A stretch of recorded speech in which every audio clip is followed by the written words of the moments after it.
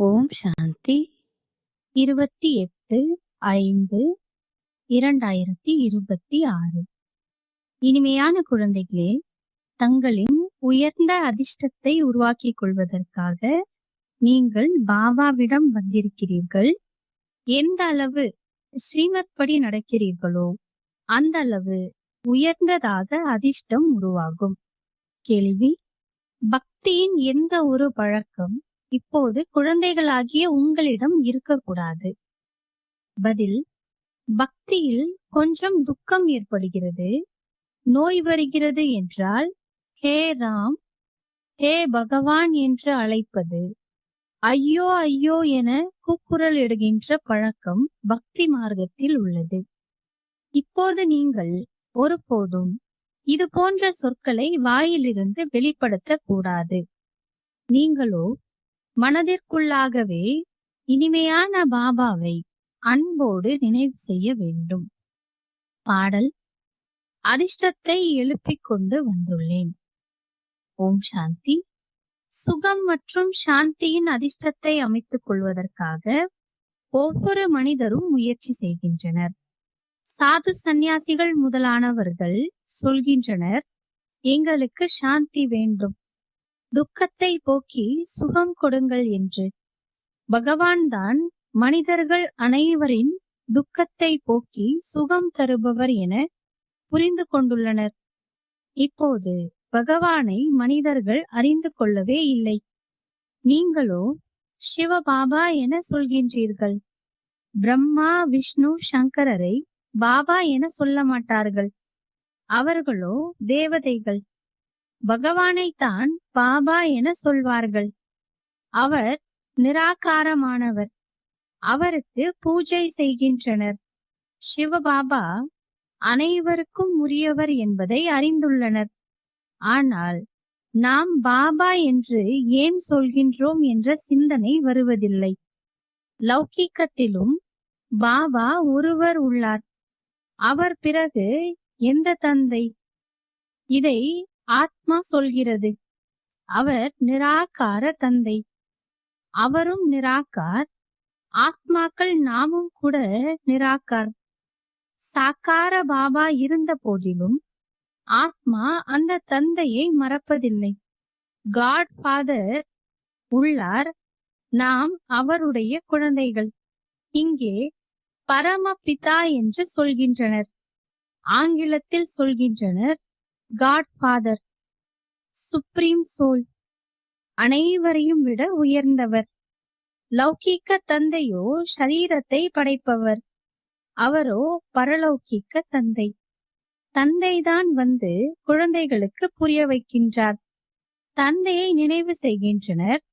ஏனென்றால் தந்தையிடம் இருந்து ஆஸ்தி கிடைக்கின்றது.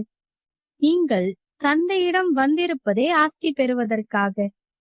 துக்கத்தை போக்கி சுகமளிக்கும் தந்தைதான் வந்து சுகத்திற்கான வழி சொல்கின்றார். பிறகு அங்கே துக்கத்தின் பெயர் அடையாளம் எதுவும் இருக்காது. இங்கோ மிகுந்த துக்கம் இல்லையா?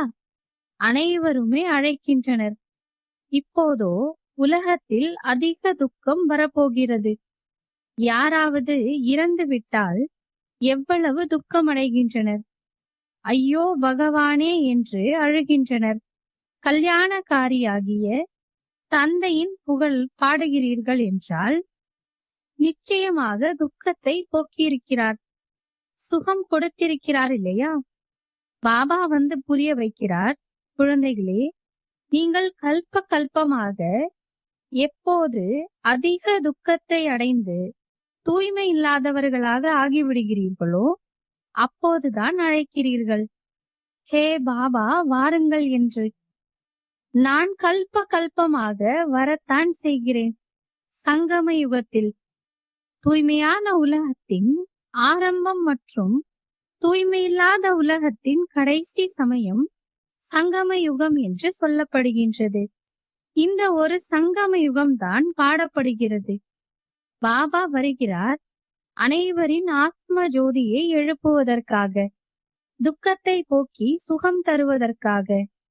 நீங்கள் அறிவீர்கள், நாம் பரலௌகிக்க தந்தையிடம் வந்துள்ளோம். அந்த பாபா இவருக்குள் பிரவேசமாகி வந்துள்ளார். அவர் தாமே சொல்கிறார், நான் இவருக்குள் பிரவேசமாகி, அதாவது இந்த பிரம்மாவிற்குள் பிரவேசமாகி இவரது பெயரை பிரம்மா என வைக்கின்றேன். நீங்கள் அனைவரும் பிரம்மா குமார் மற்றும் பிரம்மா குமாரிகள்.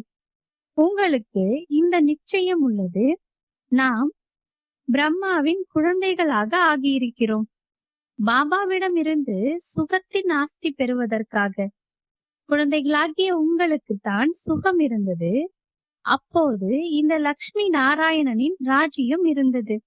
இப்போது கலியுகம் துக்கதாமம். அதற்கு பிறகு சத்யுகம் வரும். உலகத்தின் சரித்திர பூகோளம் திரும்பவும் அதே போல நடைபெறுகிறது இல்லையா? சத்யுகத்தில் பிறகு இந்த லக்ஷ்மி நாராயணனின் ராஜ்யம்தான் இருக்க வேண்டும். இந்த சக்கரம் சுற்றி கொண்டே இருக்கிறது.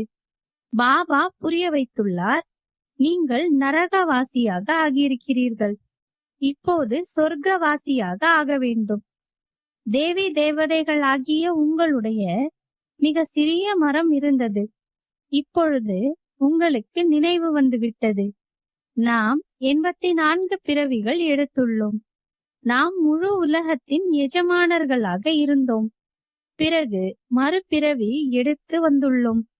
இப்பொழுது உங்களுடைய 84 பிறவிகளின் கடைசியிலும் கடைசி பிறவி. உலகம் புதியதிலிருந்து நிச்சயமாக பழையதாக ஆகும். புதிய உலகம் தூய்மையாக இருந்தது. இப்போது பழைய தூய்மையற்ற உலகமாக இருக்கிறது. எவ்வளவு துக்கம் மற்றும் ஏழ்மையில் உள்ளனர். பாரதம் மிகவும் செல்வம் நிறைந்த தேசமாக இருந்தது. தூய்மையான கிரகஸ்த ஆசிரமம் இருந்தது. தூய்மையான இல்லற மார்க்கம் இருந்தது. சம்பூர்ண நிர்விகாரியாக இருந்தனர். சர்வகுண சம்பன்னமாக 16 கலைகளில் சம்பூர்ணமாக இருந்தனர். இந்த விஷயங்கள் சாஸ்திரங்களில் கிடையாது. சாஸ்திரங்கள் பக்தி மார்க்கத்திற்கானவை. பக்தியின் பழக்க வழக்கங்கள் தான் அவற்றில் உள்ளன. தந்தையுடன் சந்திப்பதற்கான வழி சாஸ்திரங்களில் கிடைக்காது. புரிந்து கொண்டும் உள்ளனர், பகவானோ இங்கே வந்தாக வேண்டும்.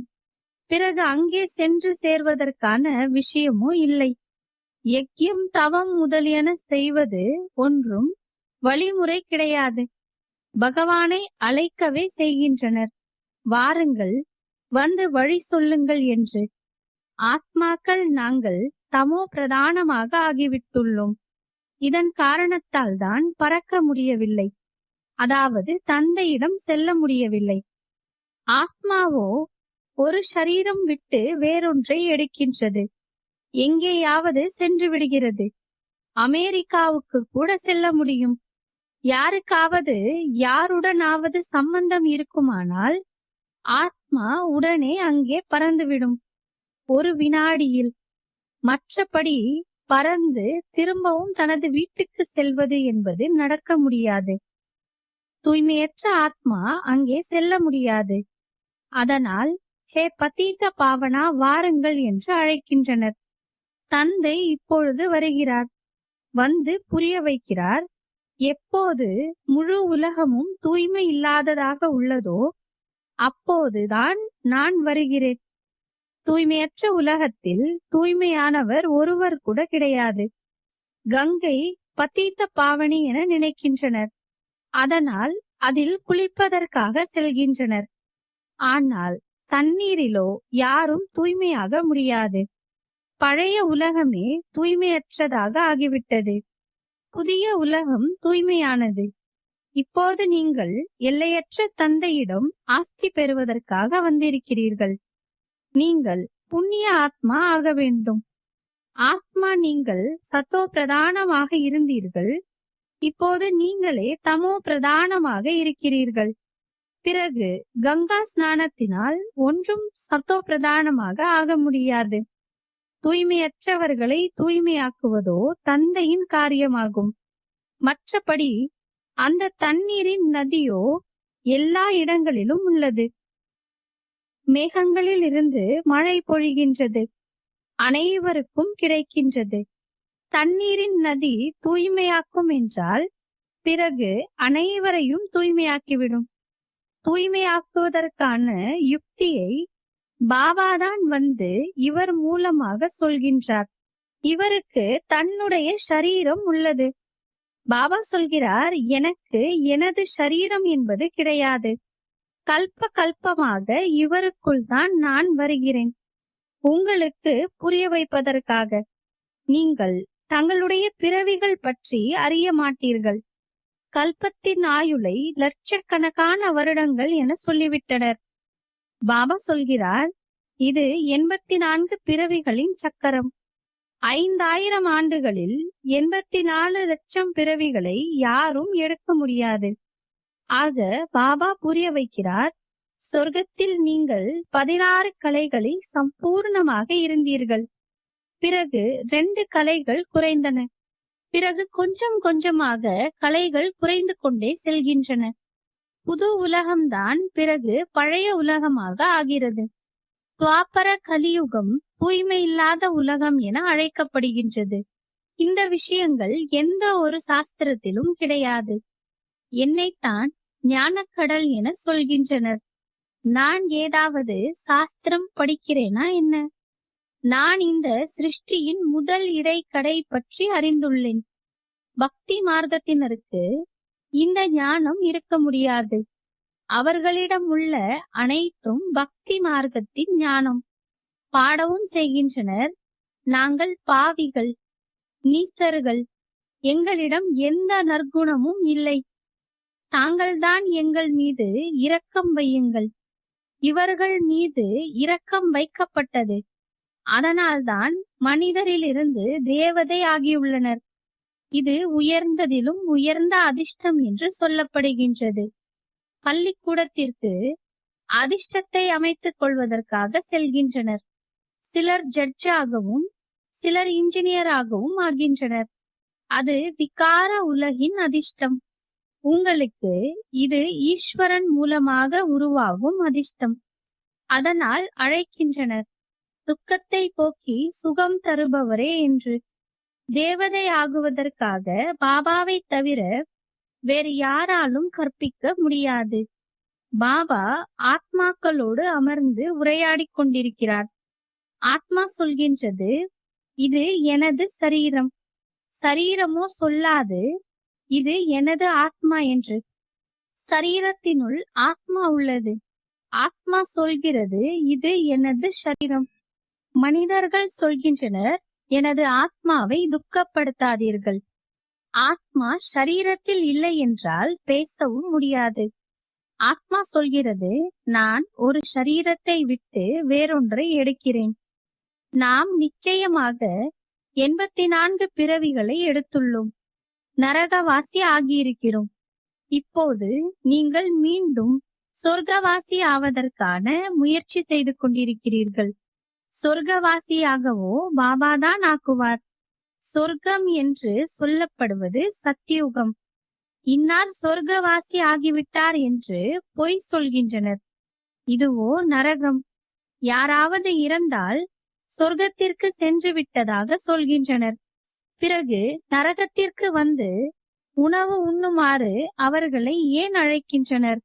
சொர்க்கத்திலோ அவர்களுக்கு அநேக வைபவங்கள், வசதி வாய்ப்புகள் கிடைக்கின்றன. பிறகு நீங்கள் ஏன் நரகத்திற்கு வர சொல்லி அழைக்கிறீர்கள்? மனிதர்களிடம் இவ்வளவு அறிந்து கொள்ளும் சக்தி கூட இல்லை.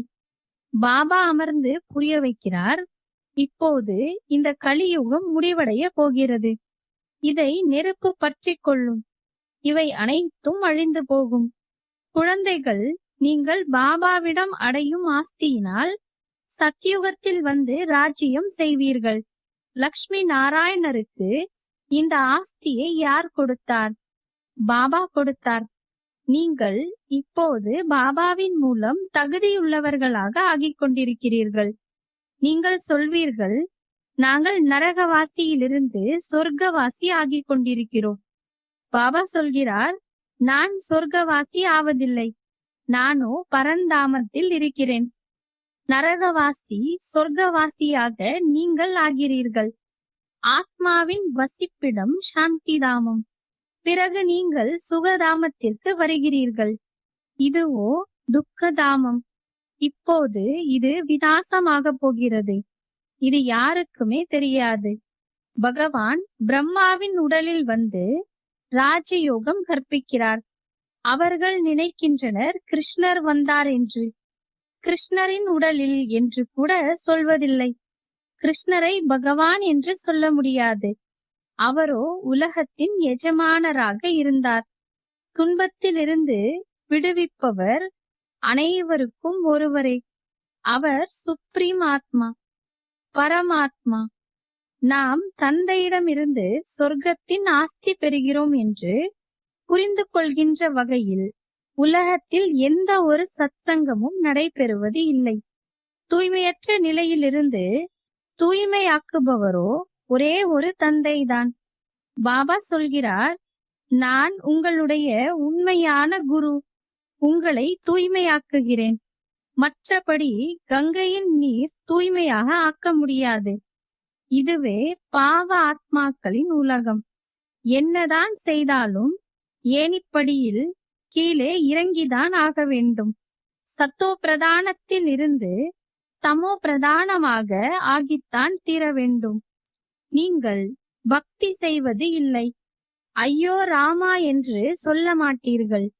இவரோ உங்கள் தந்தை, உங்களுக்கு படிப்பு சொல்லி தந்து கொண்டிருக்கிறார்.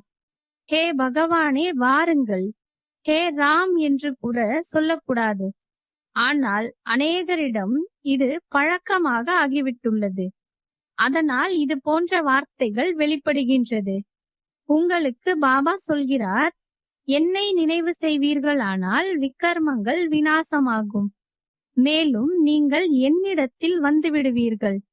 ஒருவரை மட்டுமே நினைவு செய்ய வேண்டும். பாபா சொல்கிறார், இது உங்களுடைய கடைசி பிறவி. இப்போது ஆஸ்தியை பெற்றால்தான் பெற்றதாகும். இல்லை என்றால் பிறகு ஒருபோதும் பெற முடியாது. பாபா புரிய வைத்துள்ளார், தங்களை இந்து என்று சொல்லிக் கொள்பவர்கள் உண்மையில் தேவி தேவதா தர்மத்தை சேர்ந்தவர்கள். கிறிஸ்தவ தர்மத்தை சேர்ந்தவர்கள் ஒருபோதும் பெயரை மாற்றுவது இல்லை. அவர்கள் தமோ பிரதானமாகத்தான் உள்ளனர் என்ற போதிலும் கிறிஸ்தவ தர்மத்தில்தான் உள்ளனர். நீங்கள் தேவி தேவதைகள், ஆனால் தூய்மை இல்லாமல் இருக்கும் காரணத்தால் இந்து என சொல்லிக் கொள்கிறீர்கள். தங்களை தேவதா என்று சொல்ல முடியாது. இதை மறந்துவிட்டீர்கள். அதாவது நாம் அசலில் தேவி தேவதைகளாக இருந்தவர்கள். தங்களை தேவதா தர்மத்தை சேர்ந்தவர்கள் என்று யாரும் சொல்லிக் கொள்வதில்லை. ஏனென்றால் விகாரிகளாக உள்ளனர். இது தேக அபிமானம் ஆகும். குழந்தைகளுக்கு மிக நன்றாக புரிய வைக்கப்படுகிறது. இங்கே சாது சந்நியாசிகள் யாரும் கிடையாது. நான் வியாபாரி, நான் இன்னார், இப்படி சொல்வது அனைத்தும் தேக அபிமானம். இப்போது நீங்கள் ஆத்மா அபிமானி ஆக வேண்டும். ஆத்மா அபிமானி ஆவதில்தான் முயற்சி உள்ளது. நீங்கள் பாபாவிடமிருந்து ஆஸ்தி பெற வேண்டுமானால் பாபாவை நினைவு செய்ய வேண்டும். கைகள் காரியமாற்றிக் கொண்டிருந்தாலும் மனதில் பாபாவின் நினைவு இருந்து கொண்டே இருக்க வேண்டும். ஒரே ஒரு நாயகனின் நாயகிகள் நீங்கள். அனைவருக்கும் சத்கதி அளிப்பவர் ஒரே ஒரு நாயகன். அனைவருக்கும் எப்போது சத்கதி கிடைக்க வேண்டுமோ அப்போதுதான் அவர் வருகிறார். சொர்க்கத்தின் ஸ்தாபனை நடைபெறுகின்றது. துக்கத்தின் பெயர் அடையாளம் மறைந்து விடுகின்றது. இப்போது குழந்தைகள், நீங்கள் இங்கே வந்திருக்கிறீர்கள். எல்லையில்லாத தந்தையிடமிருந்து சொர்க்கத்தின் 21 பிறவிகளுக்காக சதா சுகத்திற்கான ஆஸ்தியை பெறுவதற்காக. வேறு எந்த மனிதரும் யாரையும் சொர்க்கத்தின் எஜமானர்களாக ஆக்க முடியாது. சிவபாபா பாரதத்தில்தான் வந்து பாரதத்தை சொர்க்கமாக ஆக்குகிறார். சிவ ஜெயந்தியும் கொண்டாடுகின்றனர். ஆனால் பாபாவிடமிருந்து நமக்கு சொர்க்கத்தின் ஆஸ்தி கிடைக்கிறது என்பதை மறந்துவிட்டுள்ளனர். நல்லது. இனிமையிலும் இனிமையான தேடி கண்டெடுக்கப்பட்ட செல்லமான குழந்தைகளுக்கு தாயும் தந்தையும் ஆகிய பாப் தாதாவின் அன்பு நினைவுகள் மற்றும் காலை வணக்கம். ஆன்மீக குழந்தைகளுக்கு ஆன்மீக தந்தையின் நமஸ்காரம். ஆன்மீக தந்தைக்கு ஆன்மீக குழந்தைகளின் அன்பு நினைவுகள் மற்றும் காலை வணக்கம், நமஸ்காரம். தாரணைக்கான முக்கிய சாரம். படிப்பின் ஆதாரத்தில் தனது அதிர்ஷ்டத்தை உயர்ந்ததாக உருவாக்கிக் கொள்ள வேண்டும். மனிதனிலிருந்து தேவதை ஆக வேண்டும். தூய்மையாக ஆகி வீட்டிற்கு திரும்பி செல்ல வேண்டும். பிறகு புதிய உலகத்தில் வர வேண்டும். கைகளால் காரியம் செய்து கொண்டே ஒரு தந்தையின் நினைவில் இருக்க வேண்டும். எந்த ஒரு தலைகீழான விஷயத்தையும் கேட்கவும் கூடாது, சொல்லவும் கூடாது. வரதானம்: சதா தன்னுடைய தூய்மையான சொரூபத்தில் நிலைத்திருந்து குணங்கள் என்ற முத்துக்களை தேர்ந்தெடுக்கக்கூடிய அன்னப்பறவை ஆகுங்கள். அன்னப்பறவைகளான உங்களுடைய சொரூபம் தூய்மை. மேலும் உங்களுடைய கடமை சதா குணங்கள் என்ற முத்துக்களை தேர்ந்தெடுப்பதாகும். அவகுணங்கள் என்ற கற்களை ஒருபோதும் உங்கள் புத்தியால் ஏற்றுக்கொள்ளக் கூடாது. ஆனால் இந்த கடமையை நிறைவேற்றுவதற்காக சதா இந்த கட்டளையை நினைவில் வையுங்கள். அதாவது, தீயதை சிந்திக்காதீர்கள், தீயதை கேட்காதீர்கள், தீயதை பார்க்காதீர்கள், தீயதை பேசாதீர்கள். யார் இந்த கட்டளையை சதா நினைவில் வைக்கின்றார்களோ அவர்கள் சதா ஞானக்கடலின் கரையில் வசிக்கிறார்கள். அன்னப்பறவைகளின் இருப்பிடமே கடல்தான். ஸ்லோகன்: நடந்தாலும் சுற்றினாலும் பரிஷ்தா சொரூபத்தில் இருப்பது என்பதுதான் பிரம்மா பாபாவின் உள்ளத்திற்கு பிடித்தமான பரிசாகும். அவ்யக்த சமிஞை: சதா ஆடாத அசையாத ஒரே சீரான மனோநிலையை அனுபவம் செய்யுங்கள். சதா ஆடாத அசையாதவராக இருப்பதற்காக சுய முன்னேற்றம் மற்றும் சேவைக்கான முன்னேற்றத்தில் சதா பிஸியாக இருங்கள். அனைவருக்காகவும் சுப பாவனை வையுங்கள். சம்பந்தத்தின் ஆதாரத்தில் தங்களின் நடிப்பை நடிக்காதீர்கள். சேவைக்கான சம்பந்தத்தில் தங்கள் நடிப்பை நடியுங்கள். இரண்டாவதாக, அழியக்கூடிய பொருட்களை ஆதாரமாகவோ அல்லது துணையாகவோ வைத்துக் கொள்ளாதீர்கள். இவை அனைத்தும் ஒரு கருவி மட்டுமே. சேவைக்காக மட்டுமே கொடுக்கப்பட்டவை. சேவைக்காக பயன்படுத்திவிட்டு அவற்றிலிருந்து பற்றற்றவராக இருங்கள். வசதிகளின் ஈர்ப்பில் மனம் சிக்கிக் கொள்ளக்கூடாது. ஓம் சாந்தி.